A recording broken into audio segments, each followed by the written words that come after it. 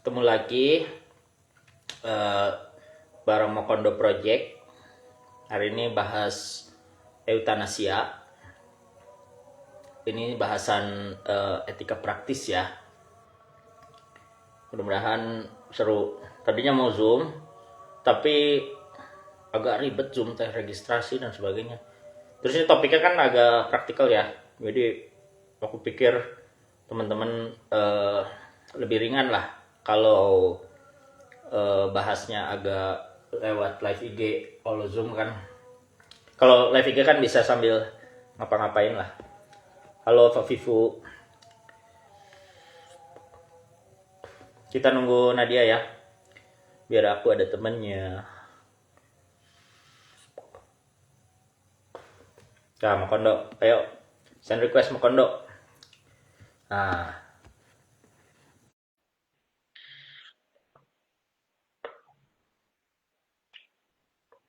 sangat.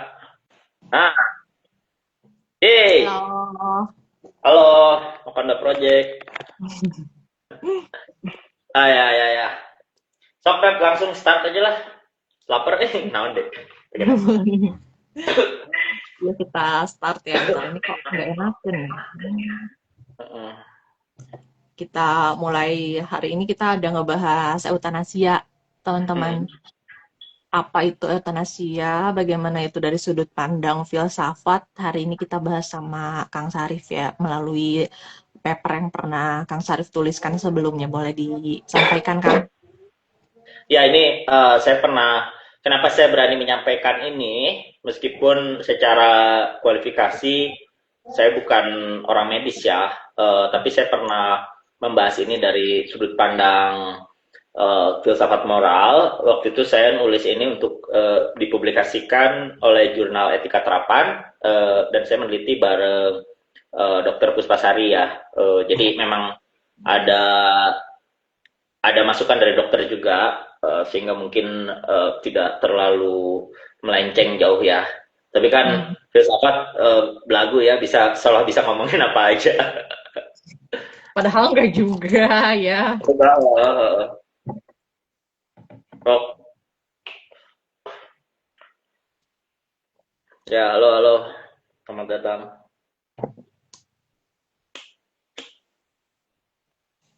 Oh, Rod, dibuka dulu. Kan udah tadi dibuka. Oh, langsung aja teh. Iya. Trigger warning dulu, trigger warning.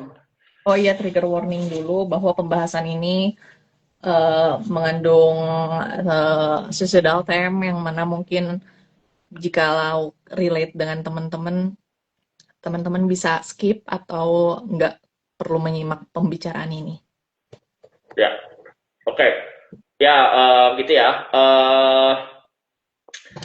Jadi sebelumnya aku jelaskan dulu payung bahasannya. Jadi dalam etika ini satu cabang filsafat yang membahas tentang nilai atau apa yang harus kita lakukan atau baik buruk dan segala macam. Ada tiga cabang lah secara garis besar. Yang pertama adalah metaetika. Metaetika itu bahas bahasa ya, bahasa etik. Jadi kita suka ngomong kamu harusnya gini, yang baik ini gitu, yang baik adalah melakukan A, yang buruk adalah melakukan B.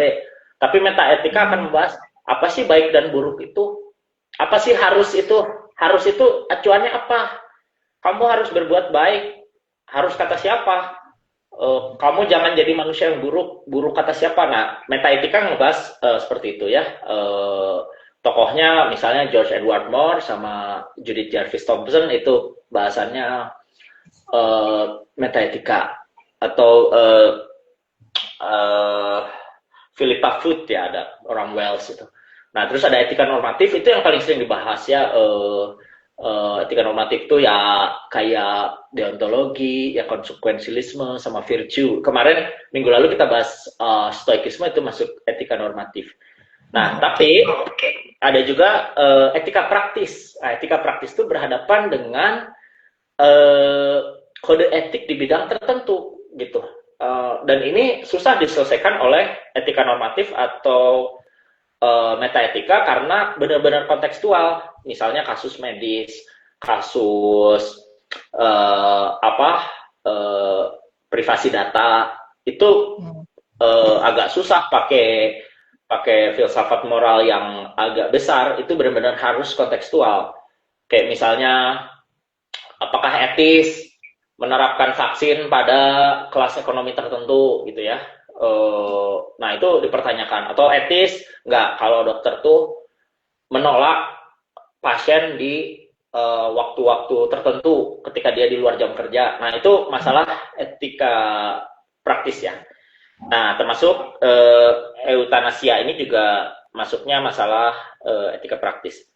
Oke, aku mulai dari definisi. Eutanasia berasal dari bahasa Yunani, yaitu yang artinya baik, dan thanatos atau kematian. Jadi kematian yang baik, atau dalam bahasa istilah lain adalah pembunuhan belas kasih. Nah, orang yang pertama kali pakai istilah ini adalah sejarawan namanya Suetonius. Nah, dia menggunakan istilah eutanasia untuk menggambarkan kematian Kaisar Augustus. Dia bilang kematian yang cepat tanpa penderitaan dalam dekapan sang istri Livia sebagai sebuah pengalaman eutanasia sebagaimana dikehendaki oleh Kaisar. Jadi kematian yang baik ya, kematian yang kiranya dia menghendaki kematian itu sebagaimana ia inginkan. Kira-kira begitu ya. Tapi penggunaan resminya dalam konteks medis itu dipakai oleh Francis Bacon abad ke-17. Dia menuliskan eutanasia sebagai kematian mudah tanpa rasa sakit dan menyenangkan dengan melibatkan dokter sebagai orang yang bertanggung jawab untuk meringankan penderitaan pada tubuh. Nah, jadi menurut Bacon tersebut gagasan kunci eutanasia itu terletak pada orang lain atau lebih tepat disebut pendamping sebagai pihak yang membantu seseorang untuk menghilangkan nyawanya sendiri. Nah, dengan begitu karena kematian itu didorong oleh keinginan sendiri tapi lewat bantuan orang lain, maka eutanasia suka disebut juga sebagai bunuh diri yang didampingi atau assisted suicide. Itu kenapa kita ada sedikit trigger warning ya. Karena eutanasia pada dasarnya juga bunuh diri, tetapi didampingi oleh orang lain, tetapi tetap berdasarkan keinginan sendiri. Kalau bunuh diri kan keinginan sendiri dan dia mengeksekusinya sendiri, kira-kira begitu. Nah, ada pengertian yang lebih lengkap dari Tom Bujang dan Arnold Davidson. Ini pengertian yang lebih lengkap. Nah, suatu tindakan disebut eutanasia jika dan hanya jika kematian A terjadi akibat kesengajaan sekurang-kurangnya dari satu manusia lainnya, B, ya kita sebut B, di mana B adalah penyebab kematian atau menjadi sebab kausal, baik melalui tindakan atau pembiaran, dan terdapat bukti yang cukup bagi B untuk percaya bahwa A sedang menderita secara akut, dan alasan utama B untuk secara sengaja menyebabkan kematian A adalah untuk menghentikan penderitaan A, baik yang sebenarnya dialami atau diprediksikan akan dialami. Ya, jadi ada B, yang B itu menjadi penyebab bagi kematian A, dan B tahu dan sengaja menyebabkan kematian A karena A itu menderita. Ya, penderitaannya itu entah itu sudah dialami, sedang dialami, atau diprediksikan akan dialami, gitu ya. Nah, tapi akan lebih ribet lagi kalau membagi eutanasia menjadi dua macam. Ada yang pasif, ada yang aktif. Pasif itu diartikan ini ya, penghentian tindakan atau perawatan medis yang mampu menjaga pasien untuk tetap hidup. Jadi kalau pasien dapat tetap hidup karena suatu faktor A, nah faktor A itu tidak diberikan lagi sehingga pasien kemudian mengalami kondisi yang mengarah pada kematian gitu. Kira-kira itu juga eutanasia. Tapi eutanasia pasif, jadi letting someone die, ya membiarkan seorang mati. Jadi misalnya, aduh, udah capek ah, nggak mau berobat lagi, tolong hentikan obat-obatan, ya udah, itu juga eutanasia. Nah, eutanasia aktif itu dibagi tiga, ada sukarela, non sukarela, dan involuntar. Nah, sukarela itu adalah berarti si pasien sadar, aku sadar bahwa dia memutuskan bahwa saya akan memutuskan mati, mengafirmasi secara sadar dan tanpa paksaan suatu keadaan medis yang membuat hidupnya harus diakhiri. Jadi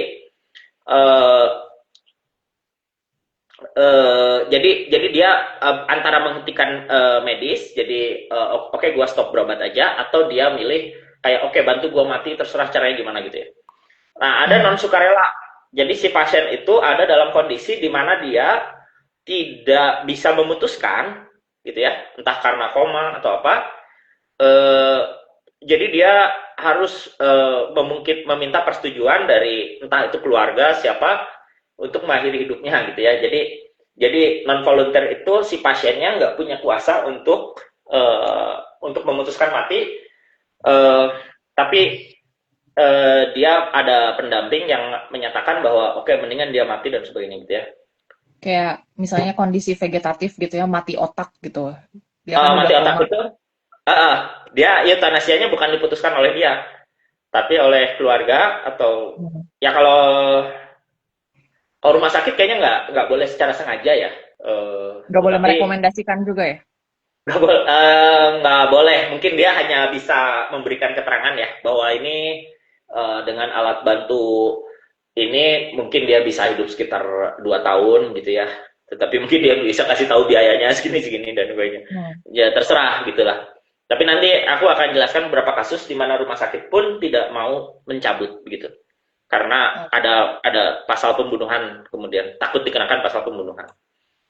Hmm. Nah, ada eutanasia lain namanya eutanasia involunter atau involuntary euthanasia, itu dikategorikan pembunuhan sebenarnya karena dilakukan tidak atas dasar persetujuan pasien.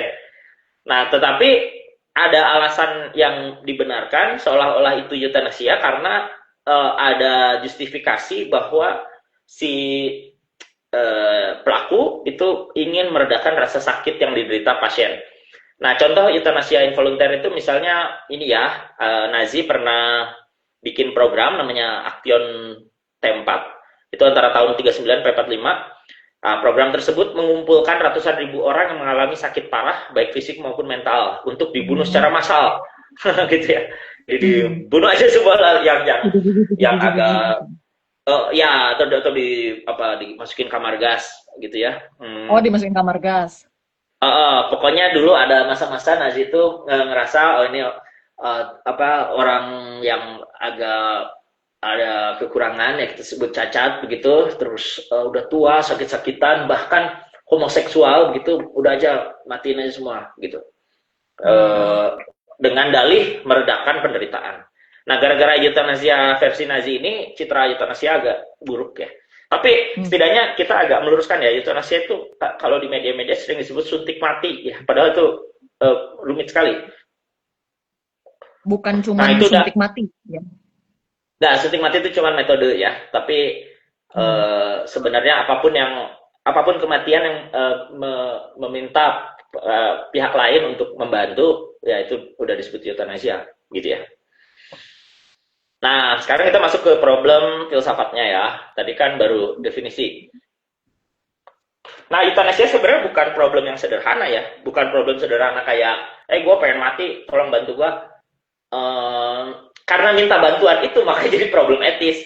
Kalau misalnya lu pengen mati terus mati sendiri, ya nggak itu nggak terlalu problematik secara etis ya. Tapi kalau karena minta bantuan orang lain itu menjadi pertimbangan etis, apakah orang lain itu sah untuk membantumu, begitu ya. Ini bukan hanya sekedar kebebasan, tapi pandangan terhadap hidup manusia secara umum. Nah, Hmm. problem pertama adalah pandangan tentang kesakralan hidup ya, atau sanctity of life. Ini biasanya muncul dari perspektif religius. Jadi sanctity of life itu kehidupan adalah sesuatu yang suci dan berharga yang harus diusahakan dengan cara apapun. Makanya penganut sanctity of life pasti menolak segala bentuk penghilangan nyawa, termasuk aborsi ya. Itu pokoknya kalau bayi itu sudah ada dalam kandungan, apalagi dia sudah menjadi janin, ya harus hidup. Tidak ada alasan apapun untuk membunuhnya begitu ya. Eh, nah, selain masalah kesakralan hidup, ada masalah lain namanya kualitas hidup, quality of life. Nah, kalau tadi eh, sanctity of life adalah dalam keadaan apapun, termasuk penderitaan yang hebat, kematian yang diniatkan atau disengaja adalah hal yang secara moral tidak dibenarkan. Nah, kalau kualitas hidup menyatakan bahwa hidup seseorang dikatakan berkualitas jika memenuhi standar tertentu yang disepakati dalam sistem nilai dan budaya tempat seseorang tersebut hidup. Nah, standar yang dimaksud bisa kesejahteraan, pekerjaan, lingkungan, pendidikan, waktu luang, ekspresi agama, keamanan, kebebasan, dan kesehatan. Jadi intinya, orang punya standar kualitas hidup tertentu berdasarkan norma atau mungkin perasaannya dia sendiri, tetapi dan muncul pertanyaan, apakah kalau orang hidup di bawah standar itu kemudian tidak layak hidup, gitu ya? Misalnya standar UMR berapa, 3 juta atau 4 juta, ketika orang hidup di bawah standar UMR, apakah dia tidak layak hidup sehingga boleh mati gitu loh kasarnya. Gitu ya. Atau standar bahwa orang bisa cari kerjaan kalau tangan dan kakinya lengkap, ketika tangan dan kakinya tidak ada, apakah dia layak hidup misalnya. Gitu ya.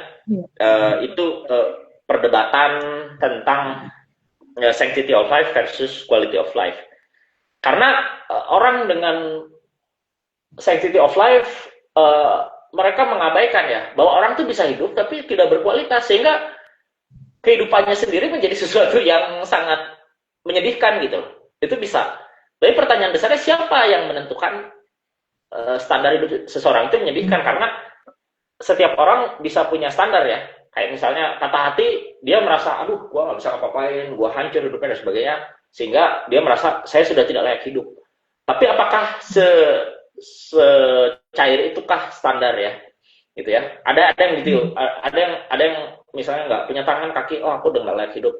Ada yang seperti itu ya. Dan ini juga menjadi perdebatan.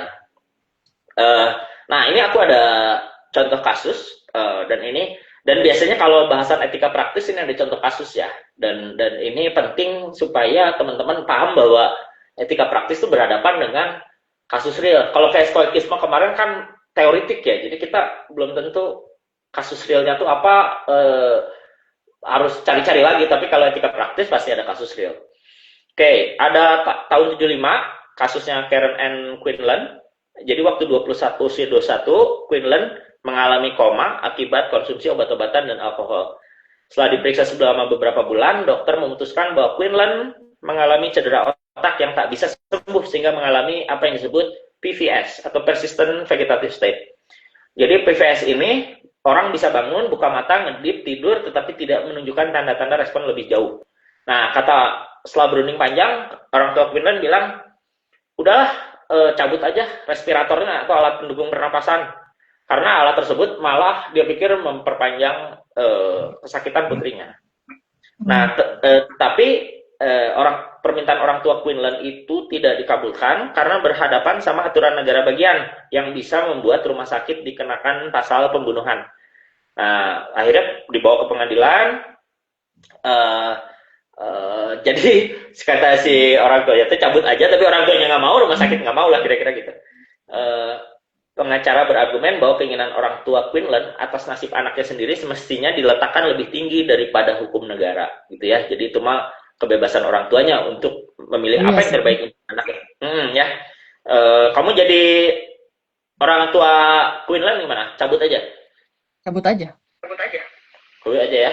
Nah, akhirnya menangin gugatan dan respirator baru dilepas. Tapi ini agak sial sih. Jadi dalam cerita berikutnya udah dilepas, Quinlan ternyata tetap bernapas dan berada dalam kondisi PVS hingga meninggal 8 tahun kemudian.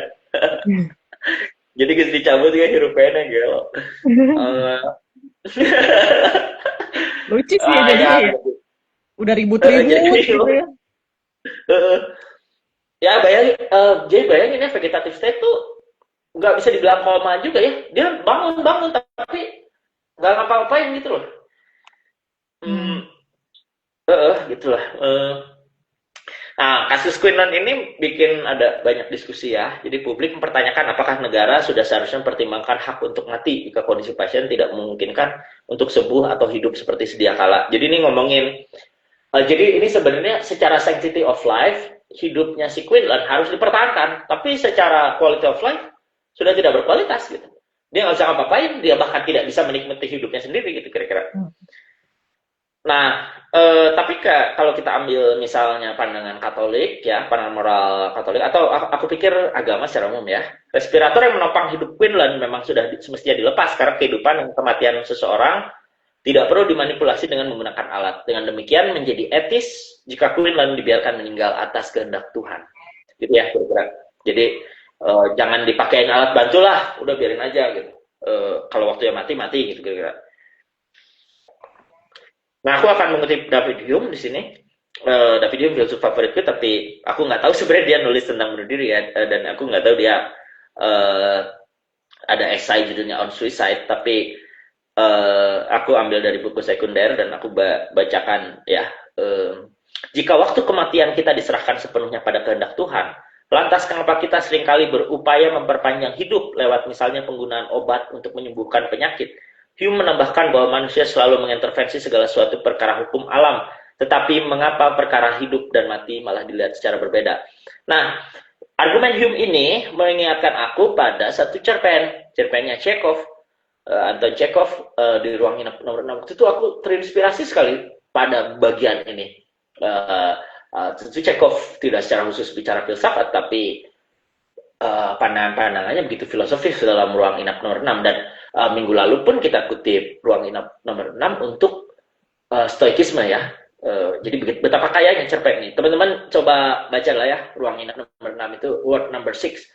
Karena penerjemahnya juga bagus, Pak adiknya Pram ya, Pak Kusala Subagiotur. Tapi kalau orang ngomong cerpen bersia itu tidak pendek. Jadi cerpen itu 100 halaman gitu. Jadi orang bersia kan ini ya, gabut kalau lagi musim dingin, jadi nulisnya panjang-panjang. Oke. Aku bacakan tulisannya Chekhov yang diterjemahkan oleh Pak Kusalah ya. Lagi pula, untuk apa menghalangi orang-orang itu mati?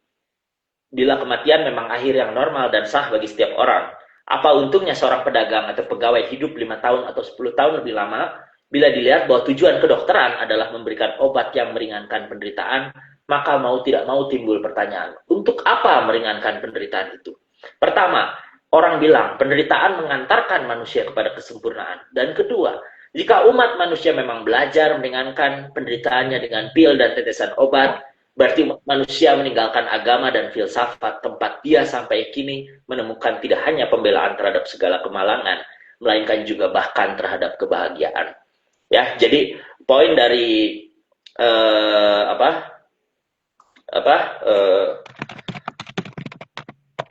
poin dari kata-kata Chekhov itu adalah apa ya? Jadi buat apa gitu orang tuh ditambah umurnya gitu loh. Terus menderita tuh kan ya nggak apa-apa supaya sempurna gitu, supaya orang lebih bersih apa yang dianggapnya gitu ya. Penderitaan itu penting gitu loh. Ngapain dihilangkan gitu? Ngapain penderitaan tuh diobati gitu? Nah ini ceritanya dalam tokoh ini yang bicara adalah dokter ya, Andrei Yevimich Ragin. Jadi bayangin dokter udah begitu pesimisnya sampai anjing orang-orang ngapain sih pernah diobatin? Udah sih, lu diobatin paling nambah umur 5 tahun, nambah umur 10 tahun. Bukannya lu jadi tambah menderita ya, umur lu ditambah, kira-kira gitulah. Ya, benar. Ya gitu loh. Kenapa orang tidak memilih akhir yang sah gitu buat hidupnya? Ya udahlah, mati-mati aja lah kira-kira gitu lah.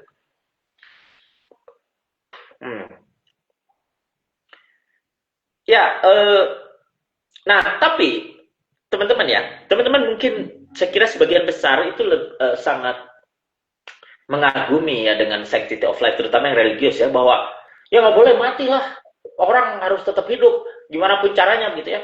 Tapi banyak kritik terhadap pandangan sanctity of life adalah orang teh nggak konsisten terhadap sakralitas hidup gitu. Teman-teman mikir orang jangan mati, bayi jangan mati. Tetapi teman-teman tuh pilih kasih ya. Cuma nyawa orang itu yang tidak boleh mati. Tapi ada beberapa pemikir yang kemudian mengkritik ya. Ini nama pemikirnya aku nggak kenal, jadi ya udah aku sebut aja ya. Margaret Batin, Helga Kurse, dan Marvin Cole. Ini ya bukan tipe-tipe yang mainstream kayak Hume gitu ya. Tapi ya nggak tahu, mungkin aku nggak gaul aja. Orang tidak konsisten pada beberapa pandangan tentang sanctity of life. Misalnya, hukuman mati.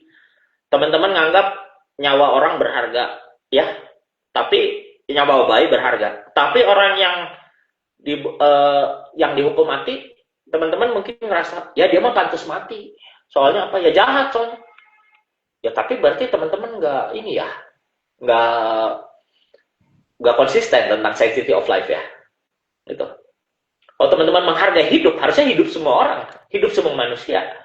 Bukan cuman yang baik doang, yang jahat pun harus dihargai, gitu ya. Iya sih. Hmm. Ini mah, oh nyawa baik jangan. Tapi nyawa penjahat ya bayar, mati dia penjahat soalnya. Iya, Ya, saya setuju sih kan kalau kalau penjahat untuk kriminal tertentu kayak misalnya kekerasan seksual anak gitu, itu memang harus dihukum mati ya. Iya memang benar. Dan saya hmm, juga menghormati semua orang punya keinginan untuk mati, ya udah hormati gitu. hmm. Ya mungkin pembenarannya adalah eh, orang tertentu mungkin dianggap boleh mati karena kesucian dari nyawa-nyawa lain, gitu ya, kira-kira ya. Karena mungkin kalau dia tidak mati, mungkin banyak nyawa yang akan mati, gitu kira-kira ya, atau dirugikan, gitu kira-kira ya. Iya. Hmm. Ya nggak apa-apa. Tapi kita coba bahas eh, apa perdebatan etiknya ya. Walaupun mungkin ada benarnya, tapi kejahatan itu mungkin juga mesti apa ya, benar-benar beralasan untuk sampai dia itu boleh mati gitu loh. Eh, mm. Terus ada killing in self defense atau membunuh atas dasar pembelaan diri. Ya kita diserang, terus kita boleh membunuh. Itu juga termasuk tidak konsisten dalam pandangan yang menentang sanctity of life, dan juga perang ya. Jadi pada saat perang, nyawa orang lain, nyawa musuh tiba-tiba dianggap tidak sakral lagi, gitu ya. Jadi ini masalah dari sanctity of life. Uh, ya ini persis tadi aku bilang, membunuh menjadi sah dalam konteks membela diri, atau dalam konteks nyawa orang lain menjadi tidak sakral lagi. Dan oh sorry sorry, oh ya tadi aku jawab tadi tanggapan Nadia tadi, negara seolah membolehkan untuk mengeksekusi para kriminal dengan dalih menyelamatkan kesakralan hidup banyak orang yang terancam oleh keberadaan para kriminal tersebut, gitu ya. Oke. Nah, terus itu aku tadi baru mengemukakan kritik terhadap sanctity of life. Muncul juga perdebatan lain, misalnya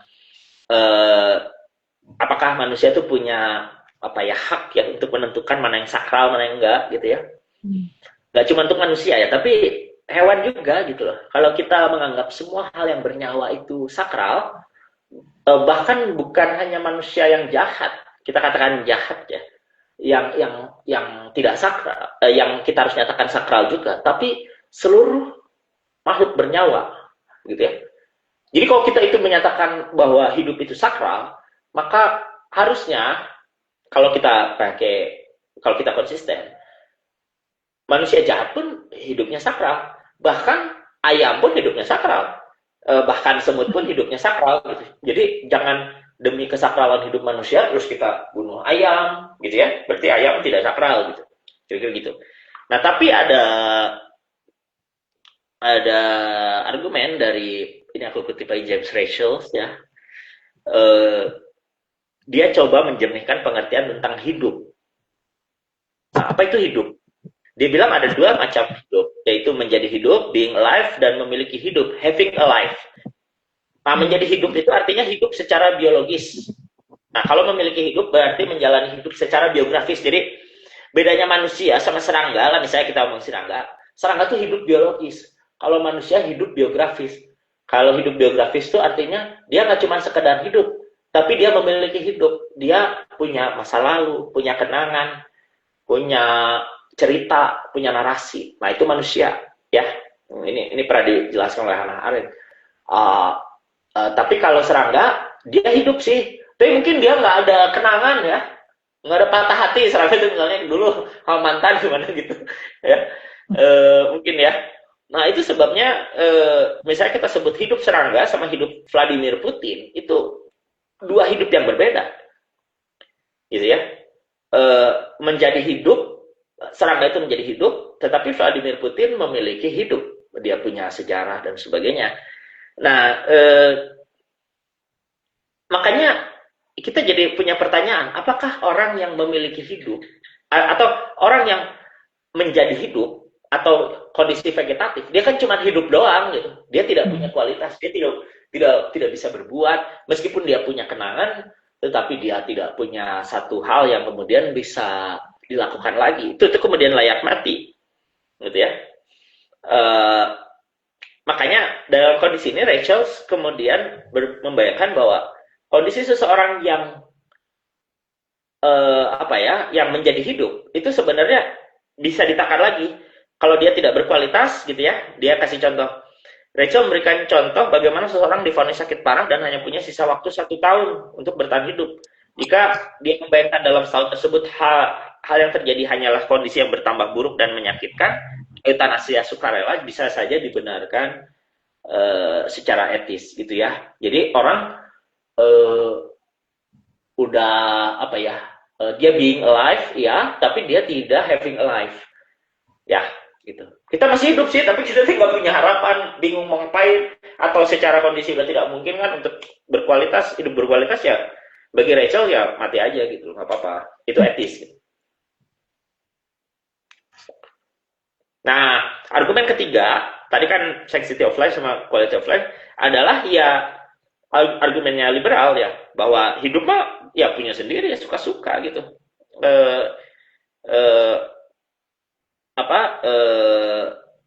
Ya suka-suka kita gitu loh. Ini properti kita, tubuh adalah properti kita. Nah, tetapi para pemikir liberal pun berseberangan soal menghilangkan nyawa. Kalau aku lupa Locke apa Mill, dia bilang bunuh diri tetap tidak diperbolehkan karena itu menghalangi kebebasan gitu ya. Justru bunuh diri itu adalah kematian atas kebebasan, bukan ekspresi kebebasan. Jadi kalau liberal kan kebebasan segala-galanya. Oke, boleh bebas ngapain aja selama tidak ganggu orang lain, tetapi kalau bunuh diri itu berarti kita menghalangi kebebasan diri. Nah, itu bagi liberal ya. Nah, tapi beberapa pemikir liberalisme yang lain seperti Nozick sama Narveson, mungkin teman-teman tahu Nozick dari perdebatannya sama John Locke sama John Rawls ya. Nah, jika kita memiliki properti kita sendiri, termasuk tubuh dan juga nyawa, maka semestinya tidak ada otoritas yang lebih tinggi yang bisa mencampurinya, termasuk Tuhan. Artinya tidak ada alasan untuk melarang bunuh diri ataupun eutanasia sukarela, karena pilihan tersebut berasal dari pilihan sadar dan bebas atas properti kita sendiri. Nah, bahkan Narveson menambahkan, hak milik adalah juga termasuk hak untuk mentransfer kepemilikan kita pada orang lain. Jadi kalau orang liberal itu menganggap bahwa selain kita berhak atas hak milik kita berhak juga untuk mentransfer hak milik kita pada orang lain, sehingga orang lain mempunyai kuasa atas hak milik tersebut. Katakanlah aku punya uang 100.000, aku berikan pada Nadia, maka Nadia pun kemudian menjadi punya hak atas uang itu. Sesederhana itu. Berarti eutanasia itu adalah sah. Karena kita memindahkan hak atas nyawa kita pada pendamping, gitu loh. Ini nyawa gue serahkan pada lu, gue mentransfer kepemilikan nyawa ini, dan lu boleh ngebunuh gue, gitu kira-kira ya, dari Narveson. Nah, masalah lain sebenarnya ya, dan ini masalah etis yang cukup pelik, itu soal eksekutor, ya. Siapa yang pull the trigger, nah itu ya. Tadi ya masalah Quinlan. Masalah Quinlan itu bukan masalah ini orang layak mati apa hidup. Poinnya jelas, orang ini nggak apa-apa mati juga. Tapi pertanyaan berikutnya, siapa yang menarik tuas ya? Siapa yang mengeksekusi? Rata-rata ya orang itu nggak ada masalah dengan kematian orang lain, asal bukan dia yang bunuh, itu aja sih. Iya ya. Itu menariknya, betapa orang itu begitu hipokrit ya. Dia pengen orang itu mati, tapi jangan gue yang ngebunuh gitu. Tapi kalau orang lain ngebunuh, gue ikut senang sih, gitu lah kayak gitu. Dia pengen orang itu mati, tapi aku nggak mau jadi pihak yang kemudian disalahkan atas kematiannya. Itu kan sebenarnya orang gitu. Banyak ya. Nah, aku kasih argumen dari Michael Tooley, berpandangan bahwa mereka yang berbuat dan membiarkan dikenakan status moral yang sama.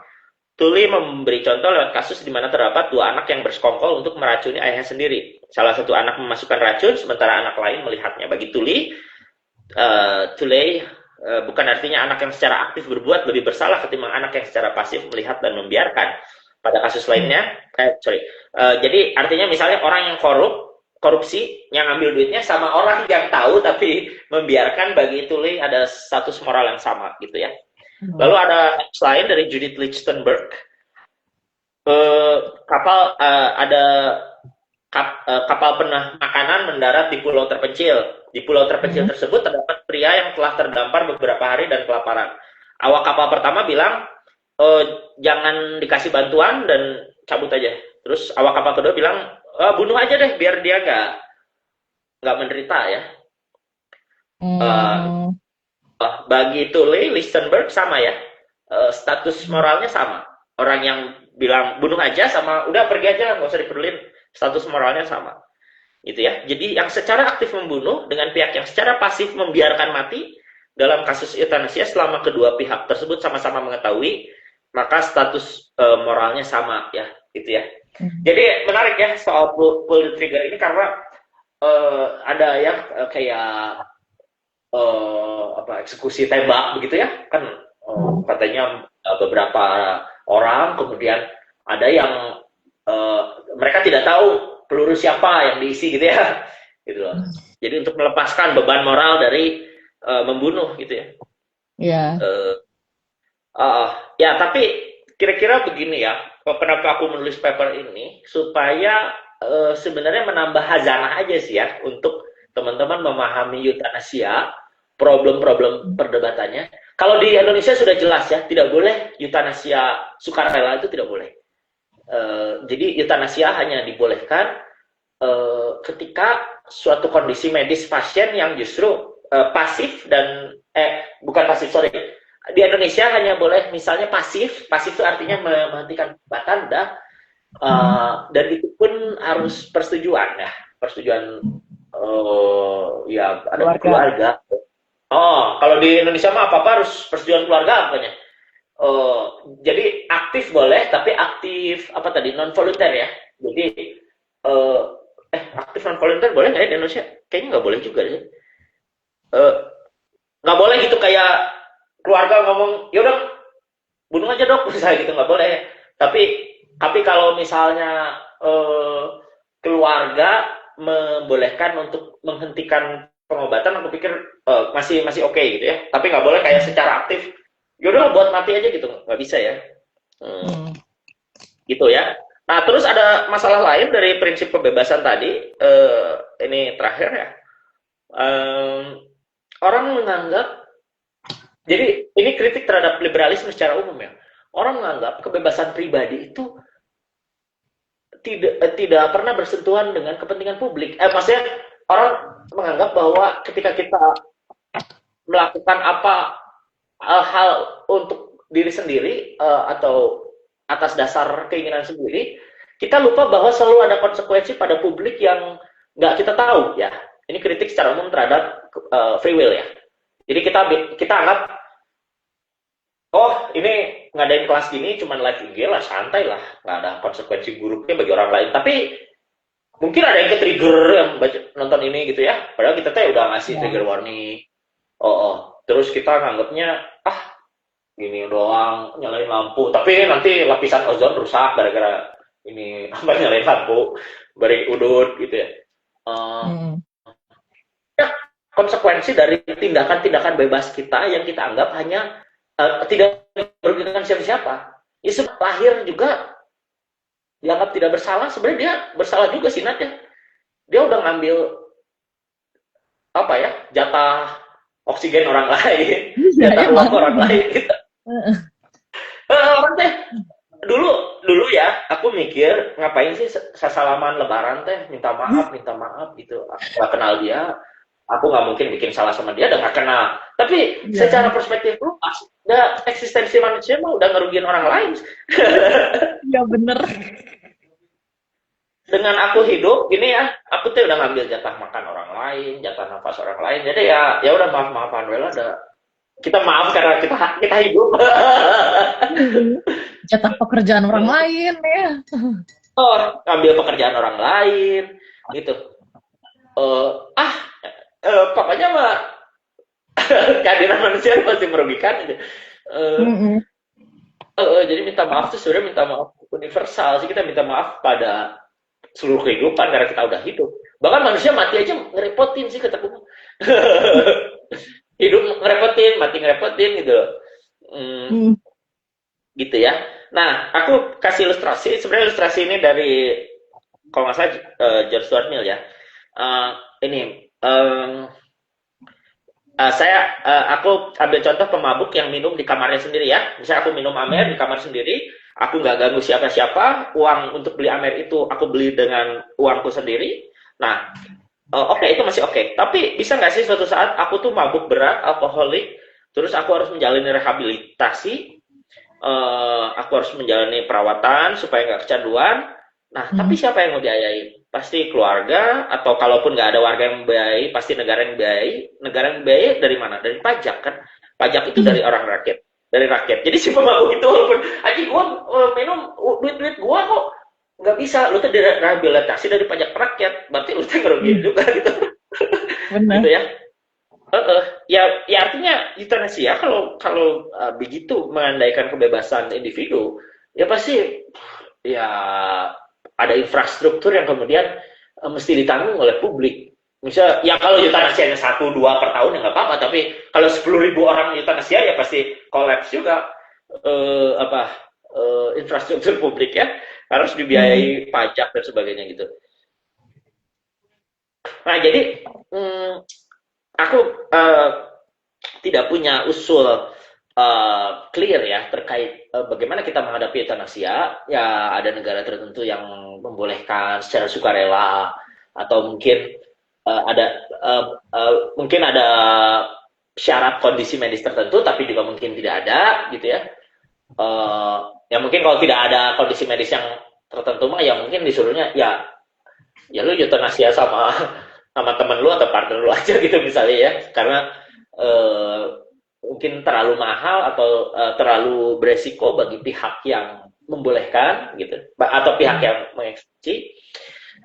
Tapi ya secara umum ini pandangan yang supaya teman-teman lebih luas terkait apa euthanasia, dan nggak terbatas ya, secara definisi pun diperluas ya, nggak cuma suntik mati, itu cuma metode.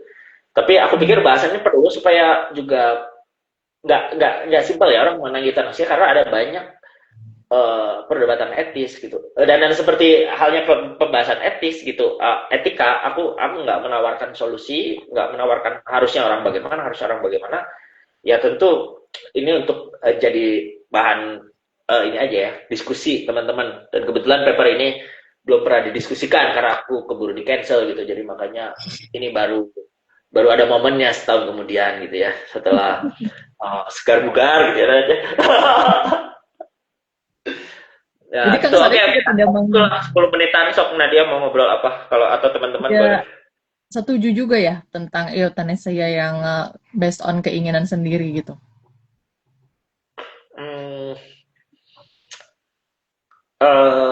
itu teh jadi apa ya, jadi kayak bunuh diri sih sebenarnya, keinginan sendiri. Jadi maksudnya problem etis dari euthanasia based on free will itu adalah jadi nyusahin orang lain pada akhirnya gitu, karena ada masalah etis. Orang lain kan pada akhirnya oke sih gue dibayar misalnya, tapi gue harus pull the trigger, itu teh berat bagi orang lain gitu, ada masalah hukum atau Hmm. ya berarti kembali ke urusan hukum dari masing-masing negara itu. Tapi diibaratkan kalau nggak ada satu kondisi medis tertentu yang membuat dia tidak punya alasan yang bagus untuk mati gitu misalnya, kecuali karena anjing gue udah bosan hidup aja, gimana dong, ya pasti saran mereka ya lu bunuh diri aja lah gitu, jangan libatin gue gitu kasarnya gitu. Ya, Ya kalau di Indonesia nggak bisa udah pasti tapi dia gitu. nggak bisa meminta bantuan pada orang lain ya, karena itu merepotkan orang lain. Jadinya iya sih. Ya, ya karena itu ada status moral tertentu, orang lain jadi kena beban moral tertentu, itu sih poinnya. Kalau kalau dokter mungkin dia masih dalam tanda kutip dibenarkan, dalam arti dia bisa dan tanda kutip ya, memanipulasi satu keadaan sehingga dia bisa mati lebih cepat lah, kira-kira gitulah. Anggap Hmm. aja dong kasih aku obat yang agak bikin teler atau apalah kayak gitulah. Hmm. Bisa dimanipulasi seperti itu gitu.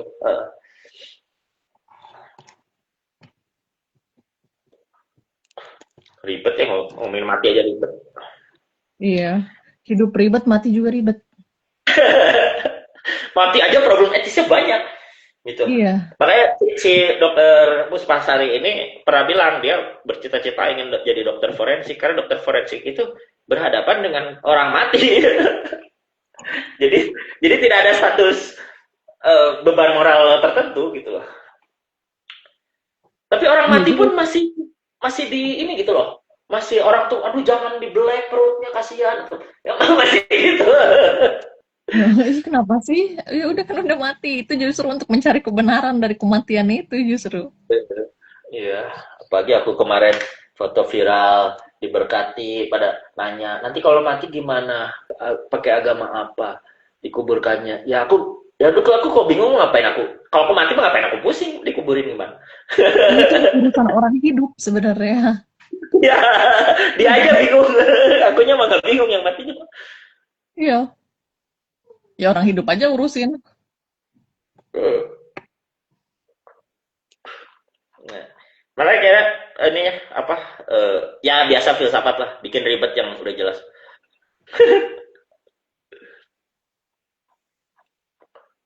Ini ya tadi belum dibahas sedikit ada agama tertentu yang ini banget apa sama hidup eh, kayak Jainisme atau Buddhisme. Jadi kesakralan hidup tuh dipandang milik semua hewan, semua makhluk ya, hewan, tumbuhan, mikroorganisme. Bayangin ya kalau kita nonton Seven Years in Tibet itu bahkan cacing pun jangan sampai kita hilangkan nyawanya gitu ya. Gitu ya. Itu lebih ribet lagi, tapi ya nggak tahu. Ada yang seperti itu. Ya teman-teman kita yang vegan ya tidak makan segala jenis eh, apa makanan yang bernyawa tadinya gitu. Hmm.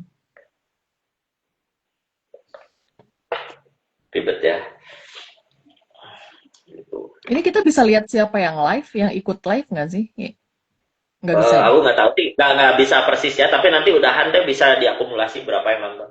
Oh, tapi siapa Tapi siapanya nggak bisa. nggak secanggih Zoom lah.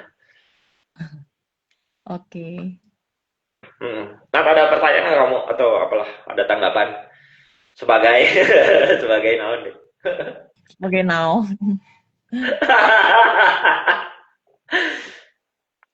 Tapi aku sebagai yang pro kalau penjahat untuk kriminal tertentu itu harus dihukum mati sih Kang sebenarnya ya karena dia sangat merugikan orang lain dan akan justru jauh banget mereka bisa merusak masa depan generasi kita yang selanjutnya gitu itu sangat berbahaya aku sih setuju kalau itu dihukum mati jadi kalau menurut aku ada yang bisa yang boleh dikasih apa privilege lah untuk dihukum mati itu kayak si kriminal ini, kayak orang yang memang punya keinginan untuk mengakhiri hidup, yang merasa udah terlalu menderita gitu, dia berhak untuk mengakhiri hidup. Jadi nggak ada istilah orang kayak orang gantung diri lah, orang nabrakin diri ke rel kereta lah, itu kan jadinya kayak lebih tragis ya, lebih menyedihkan ya. Padahal kalau misalnya ada yang mau membantu aja dengan dia mengakhiri hidup dengan normal gitu, ya tentunya sebelumnya dikasih konseling dulu lah gitu. Menurut aku sih itu akan jauh lebih baik loh. Kita menghargai kehidupan orang yang hidup dan orang yang gak mau hidup gitu. Itu part dari menghargai hidup. Ya, tapi ada masalah juga karena gini, aku pernah bahas juga aku mati, aku pernah jadi moderator dulu di apa yang bahas Romo Magnis sebagainya. Mereka Hmm. sangat jadi ada zaman ya aku nggak ngerti lah, tapi zaman raja-raja gitu, raja tuh berhak memutuskan hukuman mati tuh sesederhana orang nyopet, orang nyuri gitu loh, hukum mati aja gitu loh. Eh, Hmm. itu jadi negara punya wewenang lewat raja untuk mematikan siapapun. Eh, Nah, tapi kalau sekarang kan ribet dalam arti lewat pengadilan, terus kemudian orang pun bisa diputuskan sekarang dihukum mati bisa 10 tahun kemudian. Eh, jadi rata-rata orang yang kemudian menolak hukuman mati itu biasanya jadi gini, hukuman mati itu ada macam-macam alasan ya kenapa orang pantas dihukum mati. Ya, ini kalau aku tidak salah ingat lah, ini udah lama sih nggak baca filsafat ya. Uh, yang pertama itu alasan retributif ya. Jadi orang dihukum mati karena eye for an eye gitu. Jadi mata dibalas mata. Dia ngebunuh orang, dia pantas dibunuh. Kira-kira gitu.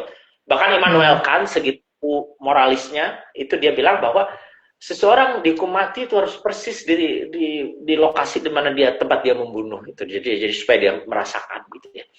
Nah, tetapi masalah dari eye for an eye atau hukuman mati retributif itu adalah sebenarnya orang nggak tahu apa yang setimpal buat orang lain itu. Kayak kayak dia membunuh anak seseorang. Apakah yang dibalas itu dia atau anaknya gitu loh, gitu. Itu susah kan? Kalau hukum rimba, ya udahlah, anaknya juga kita bunuh aja supaya adil, tahu dia rasanya kehilangan anak misalnya ya. Tapi itu kita nggak akan bisa menakar apa yang adil itu sebenarnya gitu. Bahkan hukuman mati itu sendiri belum tentu adil ya. Dalam arti anjir gua saudara gua dibunuh dengan cara maaf ya dimutilasi misalnya, tapi dia dibunuh dengan cara beradab, misalnya digantung atau disetrum gitu ya. Itu kan dalam arti tertentu tidak adil gitu loh. Atau bahkan ada misalnya aku seorang bos mafia, kemudian anggotaku dibunuh, terus aku langsung bilang, oh balas aja dia, kita bunuh sampai 7 turunan misalnya ya. Itu kan retribusi itu tidak akan ada habisnya gitu. Kita tidak tahu takarannya dan akan selalu terjadi balas dendam gitu. Makanya dalam argumen Chekhov yang lain, dalam karya Chekhov yang lain tuh ada bagus sekali, nanti mungkin kau bisa baca, judulnya Pertaruhan atau Debate. Ada orang yang bertaruh, ada dua orang, oke, yang satu setuju hukuman mati, yang satu setuju hukuman seumur hidup. Oke, karena saya menentang hukuman mati, saya mau coba dihukum 20 tahun nih di dalam penjara. Nah, di dalam penjara itu dia kerjanya baca buku, sampai akhirnya dia pikir, aduh hidup ini indah ya, bermakna gitu loh dari buku-buku ini. Aku sampai nggak mau lagi memenangkan taruhan itu. Jadi satu hari sebelum dia resmi keluar, resmi dinyatakan menang, dia niat, saya mau keluar dari penjara ini karena saya sudah keluar penjara dengan sukarela, menyatakan bahwa dia kalah taruhan, gue kalah karena sudah memaknai hidup ini gitu. Artinya apa? Dalam hukuman seumur hidup, kalau kita menyatakan itu lebih bermoral daripada hukuman mati, ini aku nggak akan terpengaruh obrolan sehari-hari sama kamu ya Nat ya. Tapi dalam hukuman seumur hidup, orang ada kemungkinan berubah gitu kira-kira ya. Kira-kira gitu. Jadi ya dalam mekanisme hidup ya biasa ada kematian, tapi orang itu kemudian yang dia menjadi pembunuh itu kan ada kemungkinan untuk melihat kehidupan dengan lebih baik gitu loh. Tapi kalau dia dikenai hukuman mati, ya dia selesai, dia tidak berhasil memaknai hidupnya atau memaknai kehidupan gitu loh. Kira-kira gitulah. Kita nggak tahu bahwa penjahat itu sebenarnya bisa sangat bermoral dalam perjalanannya gitu lah. Kira-kira gitulah. Jadi itu perdebatannya. Meskipun ada argumen lain bahwa hukuman mati mungkin baik supaya mematikan orang yang berpotensi mematikan orang lebih banyak lagi gitulah. Kira-kira itu juga ada. Gitu. Aku lupa istilahnya gitu. Tapi ada pembenaran kayak gitu. Ada yang ketiga tapi aku lupa lah. ChatGPT aja temen-temen ya.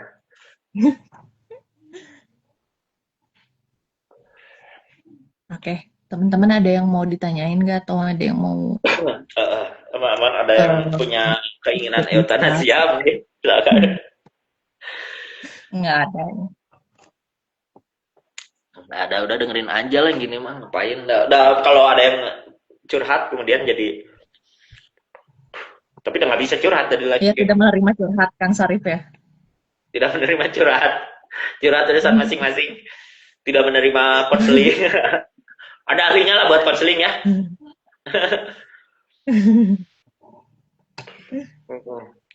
Kalau teman-teman ke trigger atau apa, pada ahlinya aja.